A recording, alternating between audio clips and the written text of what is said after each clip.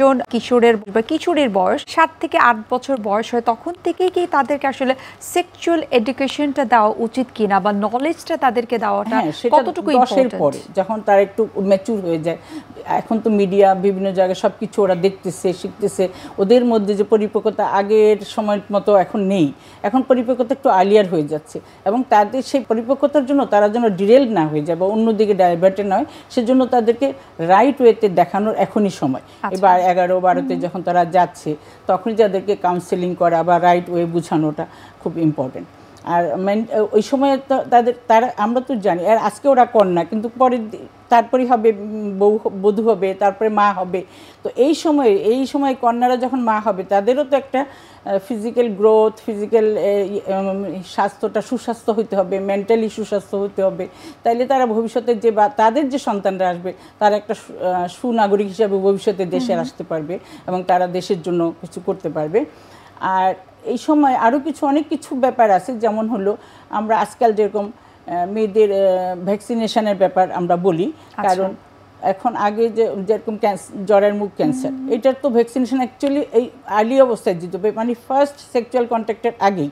তা না হলে, কারণ এটা আমরা জানি যে এই ক্যান্সারটা সেক্সুয়াল কন্ট্যাক্টের মাধ্যমেই ভাইরাসের মাধ্যমে স্প্রেড করে। তো সুতরাং এইটাও কিন্তু এখন একটা সবাইকে জানাইতে হবে, প্রত্যেক মাকে জানাইতে হবে তার মেয়ে যখন 10-11তে পড়ে তখনই তাকে এই ভ্যাকসিনটা দেওয়া উচিত, ক্যান্সারের ভ্যাকসিনটা।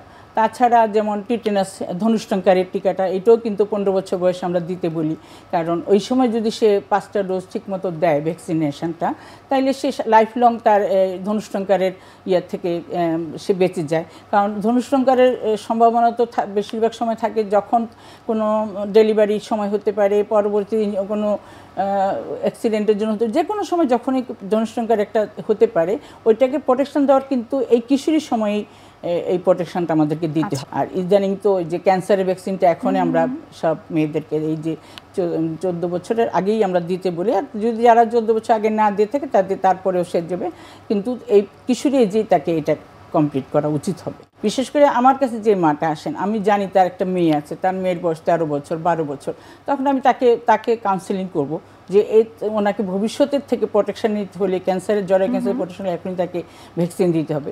তো আমাদেরও দায়িত্ব, মাস মিডিয়ার দায়িত্ব, সবারই দায়িত্ব এই মানসিক যে একটা মেয়েদের মানে মায়েদের যে একটা সম্বন্ধে অবহেলা বা এটা সম্বন্ধে অত গুরুত্ব দিয়ে ভাবতেছেন না, ওনাদেরকে গুরুত্ব দিয়ে ভাবার জন্য এটা কিন্তু আমাদেরই দায়িত্ব, গুরুত্ব দেওয়ার। প্লাস মিডিয়ারও দায়িত্ব, মিডিয়াও যেন এটা প্রকাশ করে বা অ্যান্টি ক্যান্সার ভ্যাকসিনটা দিবে, কখন দিবে, এটা যেন সবার মনে ঠিকই একটা প্রতিক্রিয়া সৃষ্টি করে।